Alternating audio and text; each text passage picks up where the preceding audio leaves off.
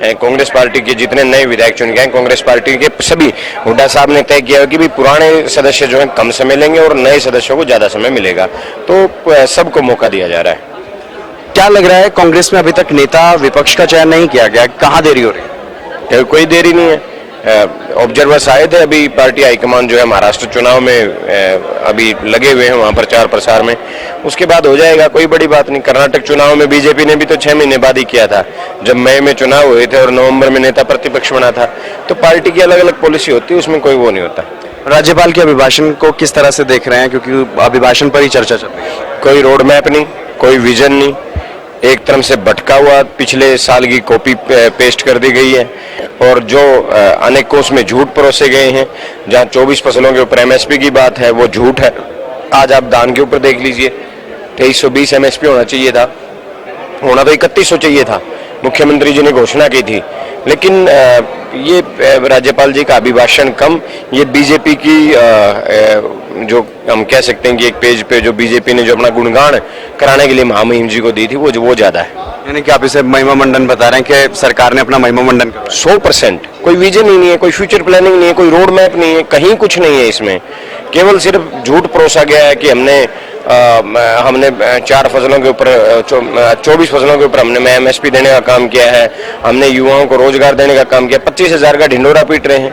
हकीकत में ज्वाइनिंग कितनी वो क्यों नहीं बता रहे? ये क्यों नहीं बता रहे कि डी ग्रुप से सी में कितने प्रमोट हुए हैं? वो खाली उनको भरिए, डी ग्रुप का यस नो का पोर्टल खोलिए, उनको पूरी करिए। जब 25,000 भर्तियां पूरी हो जाएंगी, हम मानेंगे कि हाँ 25,000 लोगों को रोजगार दिया है। रोजगार दिया है आपने, 9,000 लोगों को ढिंडोरा पीटा जा रहा है 25,000 का।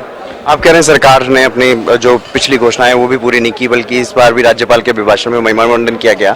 लेकिन सरकार ये कह रही है कि जनता ने हमारी नीतियों पर मोहर लगाई, हमने जो विकास के काम किए, बिना खर्ची के रोजगार दिया, उसी पर मोहर लगा करके लगातार तीसरी बार प्रदेश में सरकार बनाई। कोई आप एक छोटी सी बात मुझे समझाइए, आप भी बहुत पढ़े लिखे हैं। ये कह रहे हैं कि हमने डीएससी को आरक्षण दिया, हमने वर्गीकरण किया, बहुत अच्छी बात, चलो आपने वर्गीकरण कर दिया, सभी के विचार विमर्श के साथ आपने वर्गीकरण करना चाहिए था, कर दिया।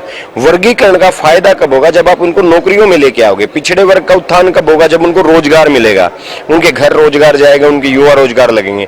अब आप कौशल निकाल रहे हो, HKRN से भर्ती कर रहे हो, उसमें कोई आरक्षण है ही नहीं, तो कहाँ वर्गीकरण का फायदा होगा? किसको वर्गीकरण का फायदा होगा? किस लिए वर्गीकरण किया गया? ये सोचने की बात है। ये केवल और केवल वोट लूटने के लिए वर्गीकरण किया गया। इस वर्गीकरण का फायदा तब होता जब आप इसको नौकरियों में लेके आते हैं, रोजगार में लेके। वोट लूटने का आपने आरोप लगाया भारतीय जनता पार्टी पर, लेकिन अभी चुनाव तो 5 साल बाद होने, अभी हाल फिलहाल में ही चुनाव हुए हैं। अभी महाराष्ट्र में भी चुनाव है, और जो आज किया है वो तो मुद्दा तो विधानसभा चुनाव में था ना, और महाराष्ट्र में भी तो सेम है। महाराष्ट्र में भी तो ये सेम लेके जा रहे हैं एससी वर्गीकरण को, और ये चुनाव में ये डीएससी मुद्दा था बहुत बड़ा एक। यानी हरियाणा के फैसले का असर दूसरे राज्यों में भी देखने को मिलेगा। वहां सेम, आप वोटर सेम है ना। यहाँ एससी समाज लोकसभा में कांग्रेस की तरफ था, वहां भी कांग्रेस की तरफ था, तो एससी समाज को वर्गीकरण करके वो फायदा लेना चाहते थे। उन्होंने हरियाणा में किया, वो महाराष्ट्र में करना चाहते हैं। चलिए, बहुत शुक्रिया हमारे साथ बातचीत करने के लिए। तो ये थे जस्सी पेटवाड, और इन्होंने साफ तौर पर भारतीय जनता पार्टी की सरकार पर कई आरोप लगाए हैं, और जिस तरीके से राज्यपाल के अभिभाषण को लेकर के भी कहा कि कॉपी पेस्ट है और महिमा मंडन सिर्फ सरकार ने अपना करवाया है राज्यपाल के द्वारा, तो उसको लेकर के भी आरोप लगाते हुए नजर आए। कैमरामैन निहाल के साथ मैं हितेंद्र, चंडीगढ़, हरियाणा न्यूज। तो देखिए, कांग्रेस विधायक जस्सी पेटवाड से भी खास बातचीत की हितेंद्र ने, और हरियाणा न्यूज पर कांग्रेस विधायक जस्सी पेटवाड ने क्या कुछ कहा आप सुन रहे थे। तमाम सवालों का वो जवाब देते नजर आए हैं। सरकार के पास कोई विजन नहीं है, जस्सी पेटवाड ने कहा। सरकार के पास कोई विजन नहीं है। देखिए, बड़ा आरोप सरकार